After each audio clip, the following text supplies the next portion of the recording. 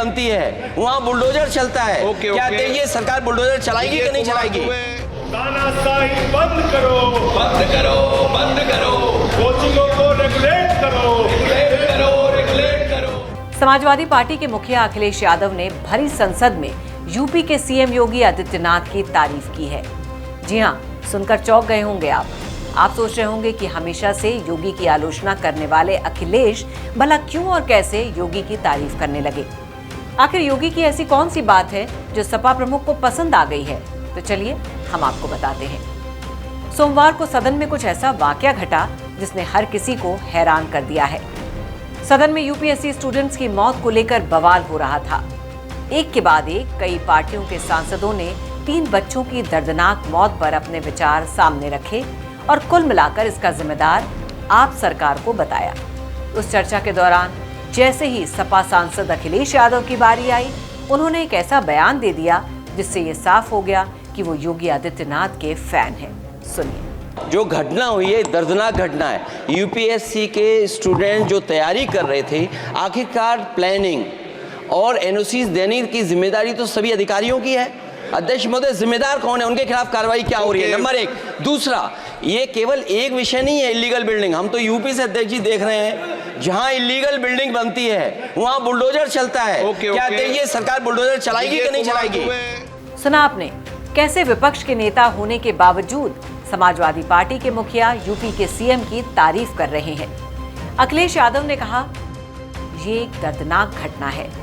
योजना बनाना और एनओसी देना अधिकारियों की जिम्मेदारी होती है। अब सवाल ये है कि इस घटना के लिए कौन जिम्मेदार है और उनके खिलाफ क्या कार्रवाई की जा रही है। ये अवैध निर्माण का सिर्फ एक मामला नहीं है। हम यूपी में भी देख रहे हैं कि अवैध निर्माणों पर बुलडोजर चलाया जा रहा है। क्या इस घटना के बाद ये सरकार बुलडोजर चलाएगी या नहीं? सपा प्रमुख के इस बयान से इतना तो साफ हो गया है कि अपनी राजनीतिक रोटियां सेकने के लिए भले ही वो कितना भी योगी और उनकी नीतियों का विरोध कर ले, लेकिन उनका मन ये जानता है कि अपराधियों का एक ही इलाज है और वो है बुलडोजर एक्शन। एक तरफ दिल्ली में 3 स्टूडेंट्स की मौत के बाद से राजनीति गरमाई हुई है और इस घटना के लिए आम आदमी पार्टी को जिम्मेदार बताया जा रहा है, तो वहीं दूसरी तरफ केजरीवाल की पार्टी के नेता इस मामले से पल्ला झाड़ते हुए सारा दोष बीजेपी और दिल्ली के एलजी पर मढ़ रहे हैं। घटना राजेंद्र नगर की उसका नतीजा है।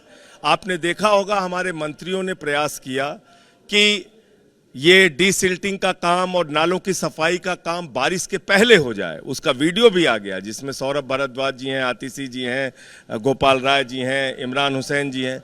लेकिन अधिकारी इसलिए बिंदास घूम रहे हैं क्योंकि उनको एलजी का संरक्षण है, बीजेपी का संरक्षण है।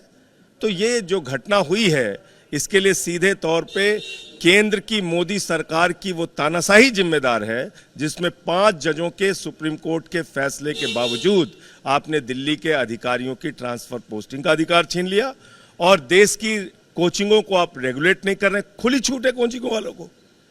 पेपर लीक हो रहा है उसमें कोचिंग वालों का नाम आता है, ऐसी बेसमेंट में क्लासेस चल रही हैं उसमें नाम आता है इनका। इतना ही नहीं, केजरीवाल की पार्टी ने तो संसद परिसर के बाहर एलजी के खिलाफ हाथ में पोस्टर लगाकर तानाशाही बंद करो के नारे भी लगाने शुरू कर दिए हैं।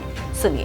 तानाशाही बंद करो, बंद करो, बंद करो, कोचिंगों को रेगुलेट करो, रेगुलेट करो, रेगुलेट करो, एलजी को बर्खास्त करो, बर्खास्त करो, बर्खास्त करो, दिल्ली का काम रोकने वाले एलजी को बर्खास्त करो, बर्खास्त करो। बहरहाल, जिस तरह से दिल्ली में हुई बच्चों की बेवजह दर्दनाक मौत को लेकर बवाल हो रहा है, उसे देखकर आपको क्या लगता है, इस घटना का जिम्मेदार कौन है?